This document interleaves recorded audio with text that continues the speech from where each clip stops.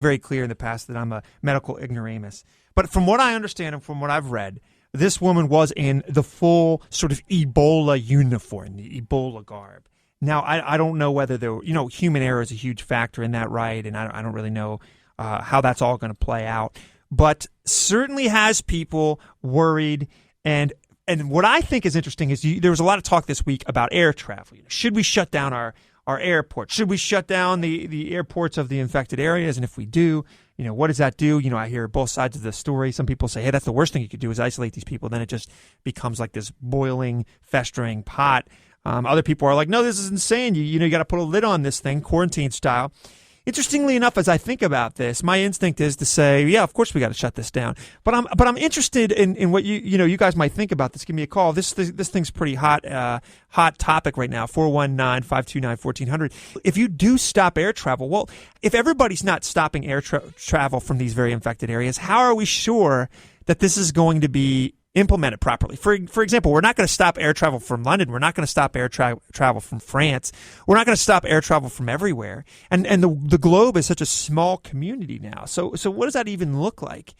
And, I have a couple friends, one friend in particular who's a medical practitioner, and he tells me this idea that they're going to be taking temperature. I think that's their latest sort of wall of security for us, right? They're going to take temperature at these terminals there and here.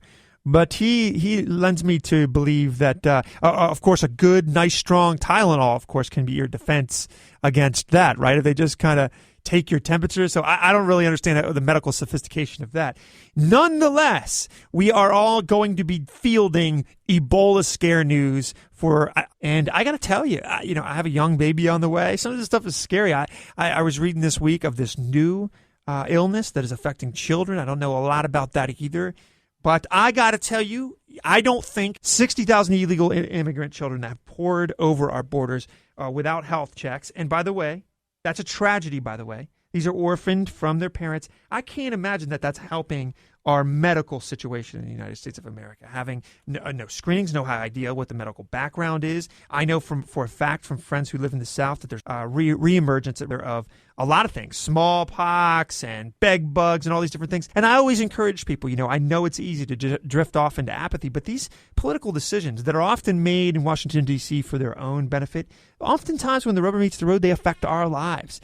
And about 8 times this week when I was reading about the medical sort of diagnosis in the media from the quote-unquote lapdog fourth estate media, their emphasis was on some sort of political correct nonsense. I reported to you earlier, I'm not kidding, the Democrats were out talking about how Ebola was racist and this guy that died in Texas. This is the level of discourse. So in the face of actual problems that face the body politic by way of our literal flesh and blood, our bodies, we're hearing our leaders, our elected leaders, literally with a straight face talk about how the Ebola is racist and the Secret Service is racist. That's the level of discourse that is running the country right now. That is the ideology that is in power right now.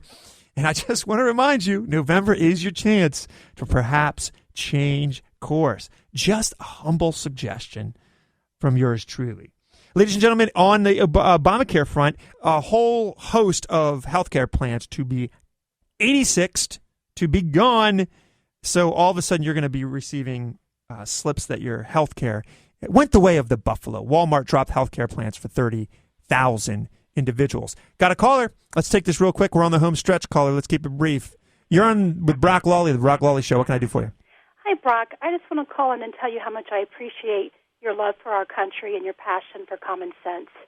Thank you very much. What a nice thing to say. Yeah, I tell you, it sounds like you're a fellow roll up your sleeves and get involved citizen. Yeah, we got more than we can handle, don't we? We absolutely do. And if people like you and myself and others don't speak out and get out and vote like you're advocating, then we're going to continue down this path of political correctness and veering away from common sense. If we just really need to get back to common sense as a nation, as a world, actually. I so agree. Let me ask you a question. Do you ever get the feeling that we're just getting hit? If you read your history, there was a strategy by the Germans called Blitzkrieg, and they just hit their enemy with so much at once that they couldn't keep their head above water. Do you ever get the impression that that's what's happening to the American people right now? There is so much, even a guy like me who literally keeps his head in the game for a show like this, we can't even keep it all together. What about people raising kids or people, doing business? Do you ever get the impression that this is designed to sort of overwhelm us, sort of flood the ship? Oh, absolutely. You nailed it. Absolutely. And when they attack from all angles. And then when we're looking at this direction, then something comes up from another direction and catches us off guard as people. And, as parents, as citizens, as voters. And, you keep talking about Election Day coming up, and folks have to get out and vote and make their voice heard. Absolutely. And there's some great people out there. Robinson, T-Berry, Judith French, I think is her name. Right, Mark Romanchuk. And, we have a great slate of candidates on the GOP ticket. This area is great. Is fielding a great batch. It is, and these folks. those like Mark and Brent who've been in the office, they hold those positions. They need to get back in those positions to keep doing the work they're doing, and we have a chance to take our country back. And folks just have to get out there. We can't have 3 to 4 million Republicans not voting. That contributed to why we're in the mess we're in. I agree, and the Republican Party needs to stay true to their principles, right? That certainly has been shooting them in the foot of late. Ladies, thank you so much for your caller. Stay in the good fight.